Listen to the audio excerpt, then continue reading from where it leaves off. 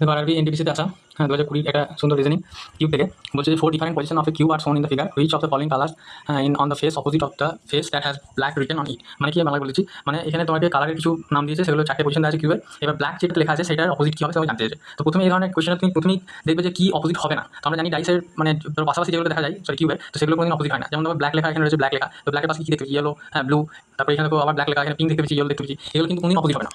তাহলে দেখো ব্ল্যাকের অপোজিট ব্লু তো হবেই না, অপশন 3 বার, আবার পিঙ্কও হবে না, তাহলে অপশন 4টা বাঁচলো। তো অ্যান্সার হবে মানে এক দুইয়ের মধ্যে।